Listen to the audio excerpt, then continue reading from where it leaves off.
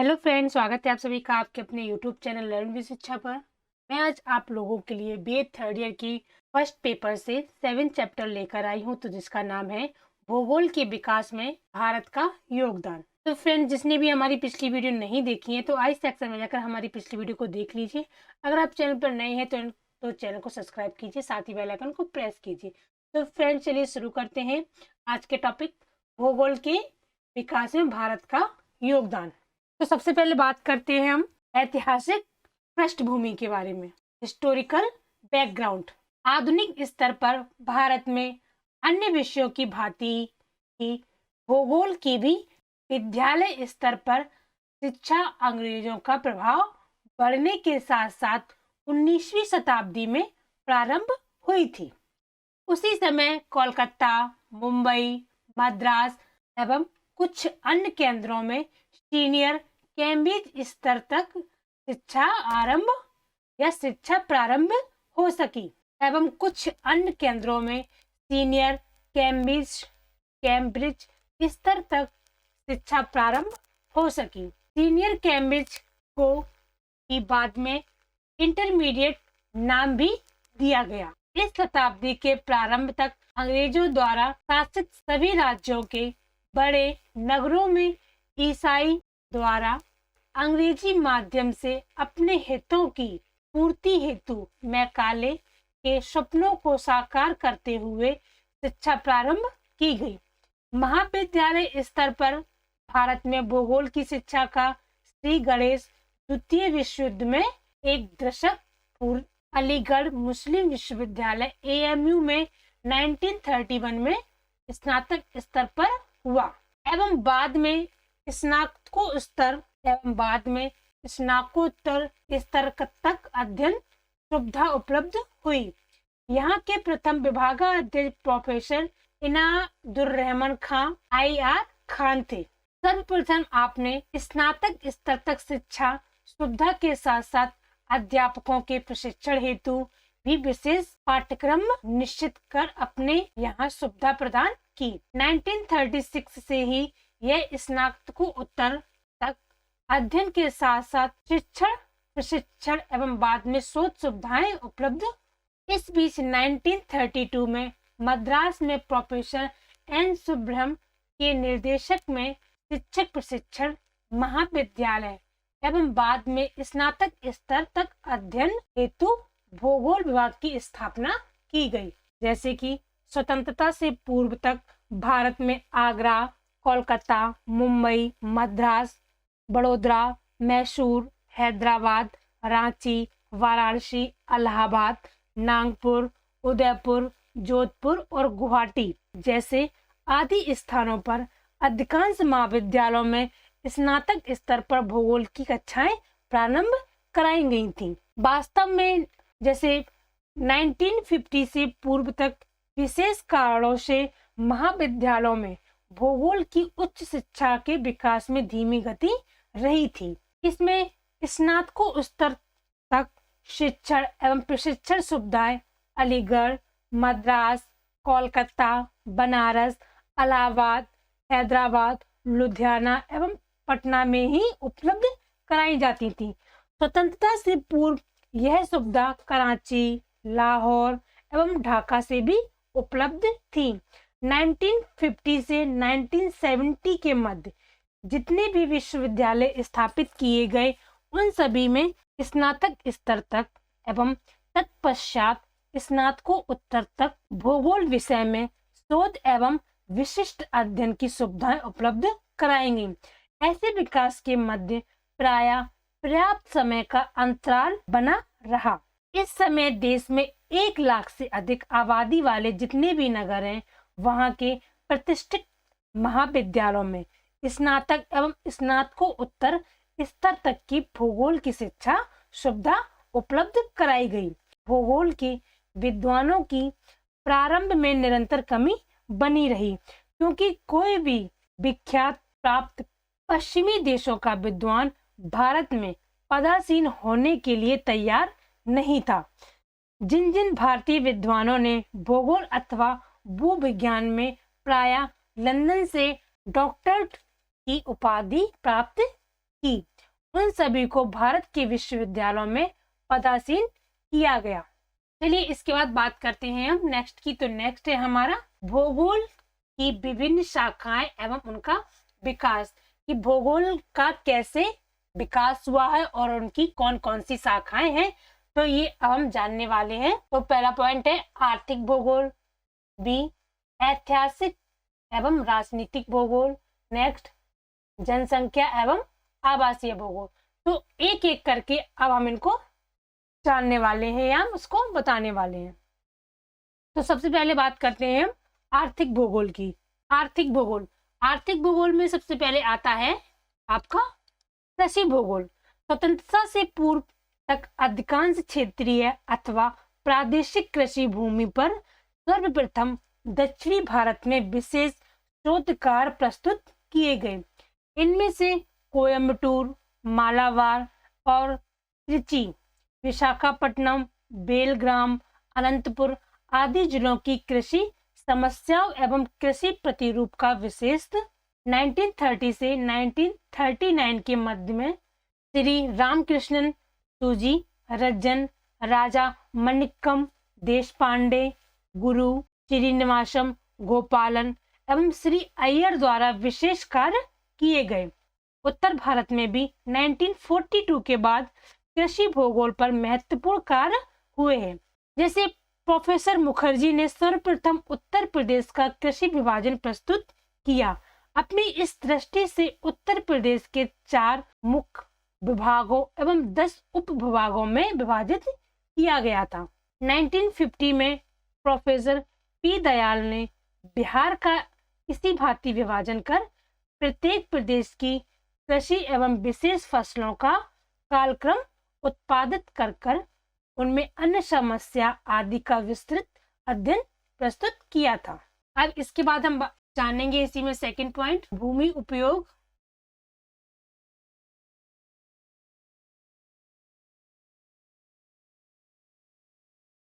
अध्ययन।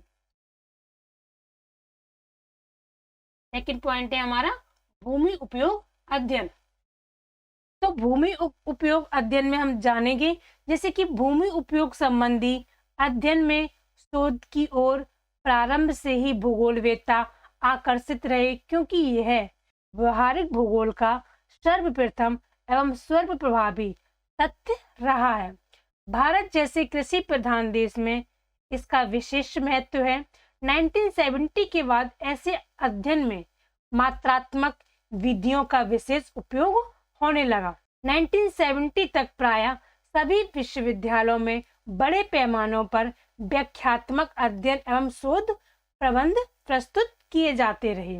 जैसे संपूर्ण देश का भूमि उपयोग पूरे करने में 1953 से 1962 के मध्य professor Chatterjee, professor Prakash Rao, professor Sen एवं प्रोफेसर चक्रवर्ती ने महत्वपूर्ण कार्य किए थे।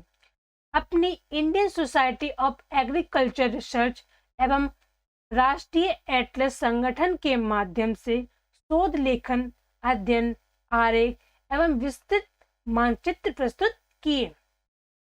राष्ट्रीय एटलस संगठन द्वारा प्रस्तुत भूमि उपयोग मानचित्र राज्यवार एवं संपूर्ण राष्ट्र की आवश्यकता को ध्यान में रखते हुए तैयार किए गए थे। अब इसके बाद बात करते हैं हम इसमें नेक्स्ट पॉइंट की। तो इसका नेक्स्ट पॉइंट है संसाधन भूगोल।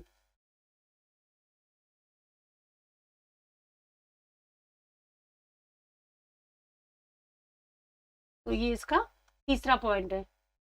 जैसे कि भारत जैसे विशाल देश में भौमिक, जैविक, जल, भूवैज्ञानिक आदि पर सभी प्राकृतिक पदार्थ संसाधन विविध प्रकार के सहयोग एवं तंत्रों में बृहद स्तर पर अच्छी से उत्तम किस्में पाए जाते हैं। इसी कारण हमारे देश के लिए यह एक अतिशयोक्ति भी नहीं है कि रूस, अमेरिका एवं चीन की तुलना में कम क्षेत्रफल होते हुए भी भारत के संसाधन देश की सामान्य आवश्यकताओं को देखते हुए कम नहीं है। देश के संसाधनों के अध्ययनों हेतु प्रारंभ से ही भूगोलवेत्ताओं भूवैज्ञानिकों, जीव वैज्ञानिकों एवं अर्थशास्त्रियों का इस ओर बार बार ध्यान रहा है। भूगोल विषय में विभिन्न राष्ट्रीय एवं अंतर्राष्ट्रीय सम्मेलनों, परिषदों एवं ग्रीष्म अवकाशों, शिविरों के माध्यमों से कृषि, पशु, मछली, खनिज, मिट्टी एवं मिट्टी का कटाव, जल संसाधनों की क्षमता, इनका एवं भूमि का उपयोग एवं विश्लेषण पर क्षेत्र विशेष एवं राष्ट्रीय संदर्भ में विशेष कार्यवाह शोध प्रबंधन प्रस्तुत किए गए। 1970 के दशक से ही जनसंख्या में भी संसाधन माना जा चुका।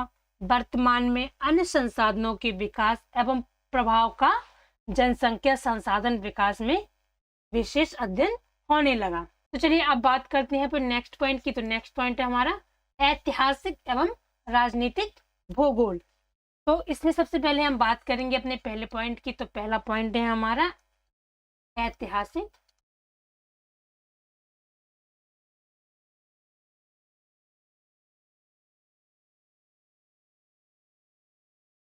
भूगोल, जिसको हम बोलते हैं हिस्टोरिकल ज्योग्राफी। भारत में प्राचीन काल से अभिनव काल तक के भूगोल के वैज्ञानिक स्वरूप एवं उनकी प्रकृति के बारे में अध्ययन विशिष्ट काल से प्रारंभ हुआ था। इस काल में स्थिर प्रशासन रहने, भूगोल को अध्ययन का विशिष्ट विषय मानने एवं विश्व भूगोल शिक्षा के विकास के साथ साथ इसका भी उच्च कक्षाओं में अध्ययन किए जाने लगा। ऐतिहासिक परिवेश में भारत में भूगोल के विकास को प्रोफेसर मोनिस रजा के अनुसार 3 उपविभागों में विभाजित किया जा सकता है। तो पहला पॉइंट है हमारा भारत में प्राचीन काल में भूगोल संबंधी ज्ञान का स्रोत। पहला पॉइंट है हमारा इसमें भारत में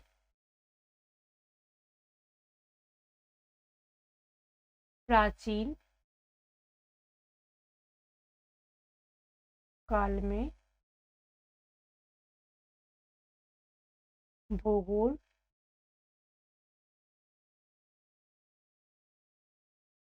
संबंधी ज्ञान। सेकंड पॉइंट है इसी में हमारा प्राकृतिक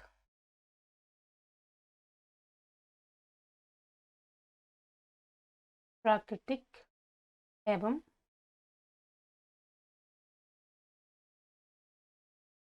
सामाजिक परिवेश तथ्य। थर्ड पॉइंट है इसी में हमारा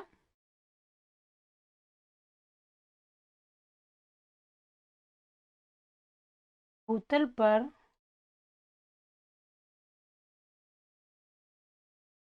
पाई जाने वाली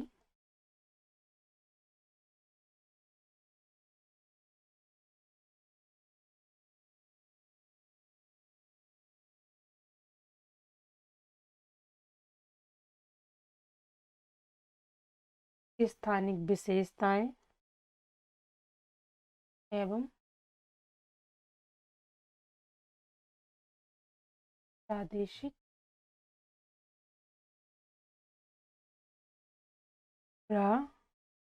स्वरूप की व्याख्या।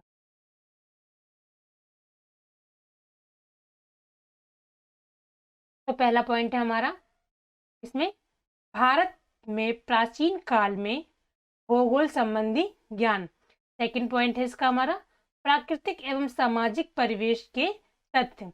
और थर्ड पॉइंट है भूतल पर पाई जाने वाली स्थानिक विशेषताएं एवं प्रादेशिक स्वरूप की व्याख्या। अब इसके बाद बात करते हैं हम नेक्स्ट पॉइंट की। तो नेक्स्ट है हमारा जनसंख्या एवं आवासीय भूगोल। तो इसमें सबसे पहले बात करते हैं हम फर्स्ट पॉइंट की। तो इसका पॉइंट है जनसंख्या भूगोल। जनसंख्या भूगोल, जिसको हम बोलते हैं पॉपुलेशन ज्योग्राफी। जनसंख्या भूगोल को ICSSR के 1972 के a survey of research in geography के अंक में मानव भूगोल का अंग माना गया, जबकि 1979 के अंक में मानव भूगोल नाम हटाकर उसके स्थान पर सोशल ज्योग्राफी एवं पॉपुलेशन एंड सेटलमेंट ज्योग्राफी 2 इकाइयों में कई नई उप इकाइयों के साथ वर्णन प्रस्तुत किए गए। उसी के अनुसार इसका यहाँ का वर्णन दिया गया। जनसंख्या भूगोल विज्ञान का अभिनव शाखा है। इस पर विशिष्ट अध्ययन एवं व्यवस्थित रूप से सर्वप्रथम कार्य करने का श्रेय प्रोफेसर ट्विट को है। अपनी अंग्रेजी भाषा में अमेरिका में इस विषय पर महत्वपूर्ण शोध प्रबंधन एवं व्याख्या हेतु बार-बार दिशा निर्देश प्रदान किए हैं। अब इसमें बात करते हैं अपने सेकंड पॉइंट की। तो हमारा इसमें सेकंड पॉइंट है ग्रामीण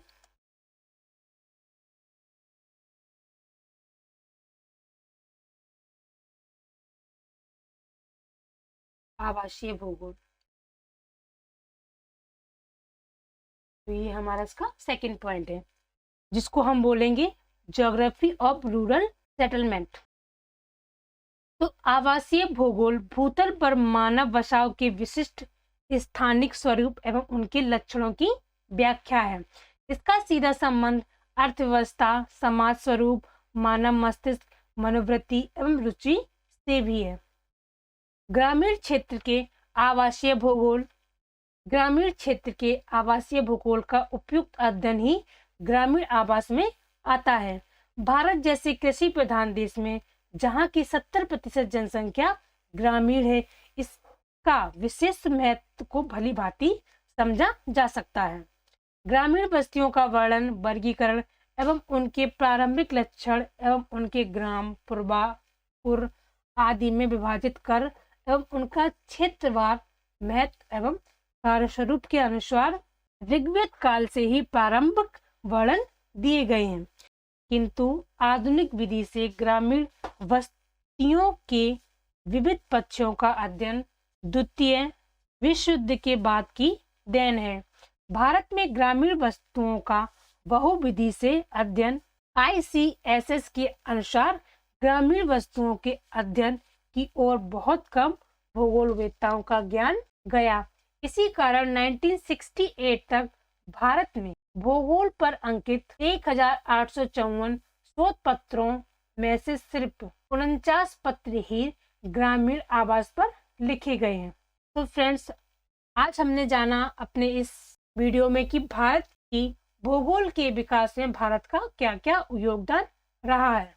जैसे कि हमने आपको बताया ऐतिहासिक पृष्ठभूमि में कि भूगोल को हमने किन किन विश्वविद्यालयों और किन किन कॉलेजों से ज्ञान प्राप्त किया है। इसके बाद हमने जाना कि भूगोल की कौन कौन सी शाखाएं हैं और उनका विकास किन किन भूगोलों की सहायता से हुआ है।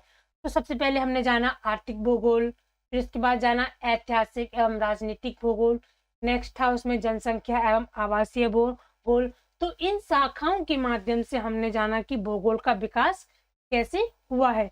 तो फ्रेंड्स, मैं आशा करती हूँ कि आज का वीडियो आप सभी को पसंद आया होगा। वीडियो पसंद आया हो तो लाइक कीजिए, कमेंट्स कीजिए और ज़्यादा से ज़्यादा शेयर कीजिए। तो मिलते हैं आपसे अपने अगले वीडियो में, तब तक के लिए धन्यवाद।